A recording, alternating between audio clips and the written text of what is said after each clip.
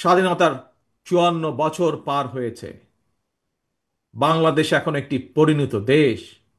এই পরিণত বাংলাদেশে বাংলাদেশের জনগণ আর বিভেদ, বিরোধ, প্রতিহিংসা, প্রতিশোধের রাজনীতি তারা চায় না।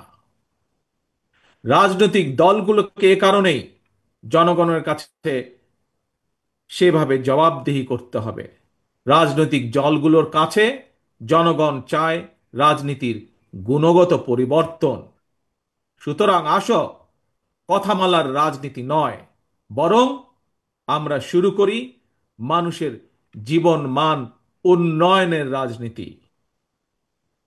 প্রিয় ভাই বোনেরা, জনগণের জীবন মান উন্নয়নের ক্ষেত্রে সবচেয়ে বড় ভূমিকা নিতে হবে ভবিষ্যৎ বাংলাদেশ।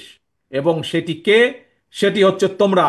আজকে যারা তোমরা এখানে উপস্থিত হয়েছ, তোমরা সহ তোমাদের মতন তোমাদের সহপাঠী, তোমাদের সহকর্মী যারা সমগ্র বাংলাদেশে ছড়িয়ে ছিটিয়ে আছে, তোমাদেরকে সেই ভূমিকা পালন করতে হবে।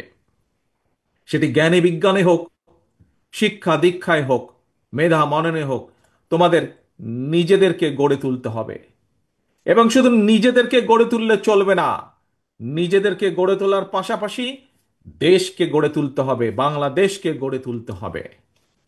প্রিয় বন্ধুরা, সেই সমান মহান লক্ষ্যকে সামনে রেখেই বাংলাদেশ জাতীয়তাবাদী দল বিএনপি আগামী দিনের নীতি, ধর্মীয় সামাজিক মূল্যবোধে উচ্চীবিত মানবিক মানবিক মানুষ গড়ার রাজনীতি শুরু করতে চায়।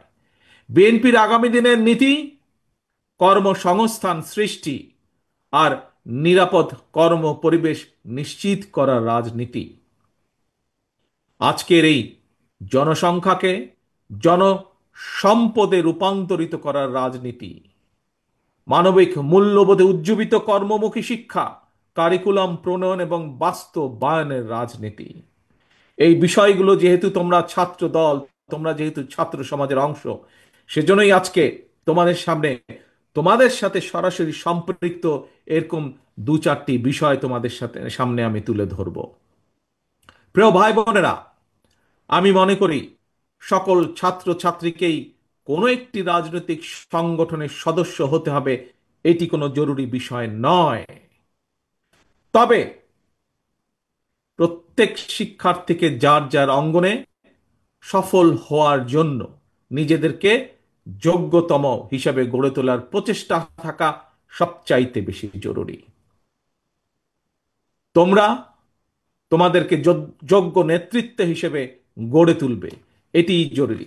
তবে একই সাথে একটি জরুরি কথা মনে রাখতে হবে। যোগ্য নেতৃত্বের অর্থ শুধুমাত্র নেতা কিংবা নেতৃত্বের অর্থ শুধুমাত্র কোনো একটি রাজনৈতিক দলের পদ পদবি অর্জন কিংবা শুধু ভবিষ্যতে এমপি বা মন্ত্রী হয় নয়, বরং শিল্প, সাহিত্য, সংস্কৃতি, শিক্ষা, স্বাস্থ্য, কৃষি কিংবা ব্যবসা, প্রত্যেকটি সেক্টরেই দক্ষ নেতৃত্ব প্রয়োজন। কারণ এই সবগুলো সাবজেক্টের সাথে দেশের সামনে এগিয়ে যাওয়া সম্পর্কিত। তোমাদের নিজেদেরকে দক্ষ এবং যোগ্য হিসাবে গড়ে তুলতে হবে। প্রত্যেকটা সেক্টরে তোমাদের যোগ্য নেতৃত্বই একমাত্র পারে আগামীর বাংলাদেশকে বদলে দিতে, শহীদদের কাঙ্ক্ষিত বাংলাদেশ গড়ে তুলতে।